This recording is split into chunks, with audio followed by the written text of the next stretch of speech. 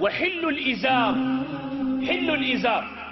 جلەکانیان زۆر شۆڕە کرد عەقدیان نەئەکرد دائما لەژێر پایان ڕێیەکرد بۆ کیبر و خۆیەلا فجلی مسلمان نابێت لە قافەڕەقەی بچێتە خوارەوە لەژێر پای بێت ئیمامی عومەر ڕزای خوای لێبێ کاتێ لێدرا لە کاتی سەرەمەرگا بوو گەنجێک هات وەسفیە کرد فەرمووی یا عومەر تۆ حکمت کرد عەدالەت بووی تۆ پێغەمبەر صلی الله عليه وسلم شاهێتی بۆت دا تۆ جەنەتیت تۆ ئاوهای زۆر نەسیحەتی کرد بەڵام کاتێک کەوتە ڕێگەنجەکە سەیرەکات جلوبەرگەکەی لە ژێر پای ڕێیەکە بانگی کرد فەرمووی بۆم بانکەن بۆیان بانگ کرد فەرمووی ئیرفع ئیزارەک جلوبەرگەکەت بەرزەوەکە فإنه أتقى لربك أتقى لربك جلوبەرگی کورد أتقى لربك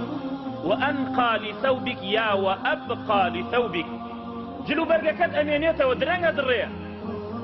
وأنقى لثوبك پاکە بێت